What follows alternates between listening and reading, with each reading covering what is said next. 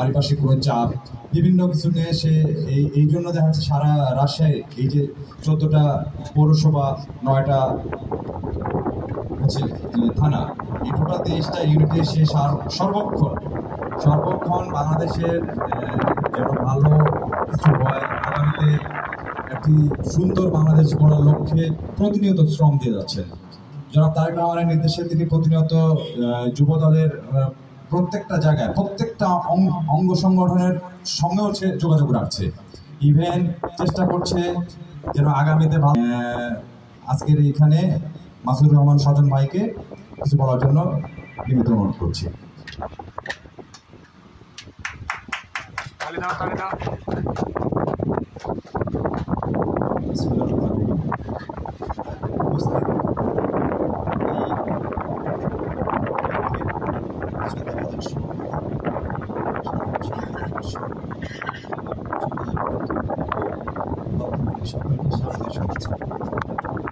আমরা রাজশাহী জেলার চেষ্টা করছি প্রত্যেকটা ইউনিটেই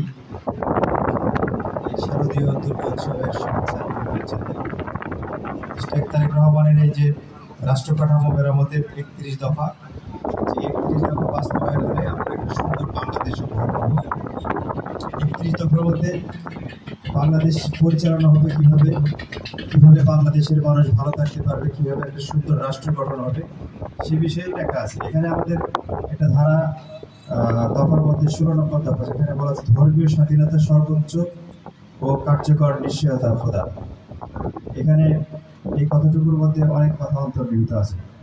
ধর্মীয় স্বাধীনতা আমরা দেখেছি যে হিন্দু বৌদ্ধ খ্রিস্টান বাংলাদেশে অনেক ধর্মের মানুষ বসবাস করে, এমনও আছে যে 200 মানুষের একটা ধর্ম আছে উপজাতিদের মধ্যে, এরকমও আছে। কিন্তু তারা যেন নির্ভয়ে নিবৃতে তাদের যে ধর্ম, তাদের যে বিশ্বাস, এই বিশ্বাসটাকে যেন তারা পালন করতে পারে।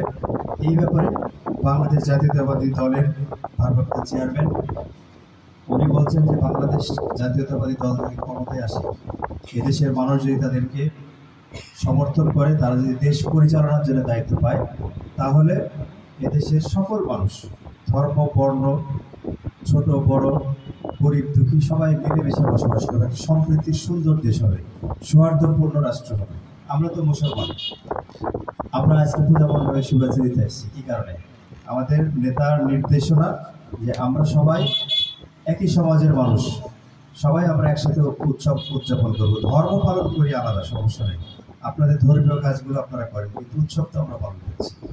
সুতরাং এই উৎসবকে আরও উৎসবমুখর এবং নির্ঝঞ্ঝাট একটা সুন্দর পরিবেশের মাধ্যমে হওয়ার জন্য আমরা জেলা যুবদলের পক্ষ থেকে চেষ্টা করছি প্রত্যেকটা এলাকাতেই আমাদের নিজস্ব ভলেন্টিয়াররা আপনাদের সাথে পাশে কিন্তু থাকছে, যেটা কোনো রকম বিশৃঙ্খলা হবে না। আপনাদের কাছে আহ্বান, যেহেতু আগামীকালকে দশমী একটা পূজার যে আপনাদের বিসর্জনের যে বিষয়গুলো আছে, সেখানে যদি সহযোগিতা লাগে তাহলে আমাদের যুবদল আপনাদের পাশে থাকবে। আর আপনাদের কাছে সর্বোপরি আমি দোয়া চাই, বেগম খালেদা জিয়ার জন্য দোয়া করবেন, তিনি যেন সুস্থ থাকতে পারেন। আর আমাদের নেতা তারেক রহমান দেশে ফিরে আপনাদের সমর্থনে এই ধানের শীষের বিজয় অর্জনের মাধ্যমে যেন দেশের দায়িত্ব নিতে পারেন এবং একটা সুন্দর বাংলাদেশ উপহার দিতে পারেন। সকলকে ধন্যবাদ, আবারও সকলকে শারদীয় শুভেচ্ছা। আসসালামু আলাইকুম।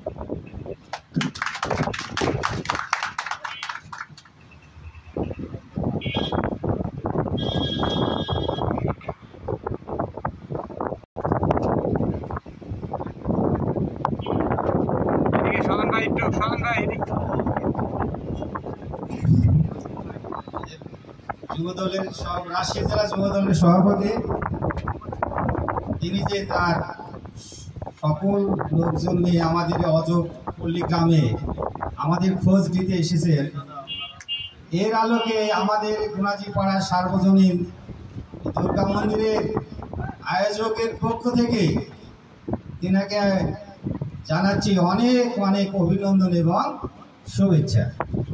আমাদের এই খোঁজই রাখেন না, সবসময় খোঁজ রাখেন, তাহলে আমরা খুব ভালো দেখব।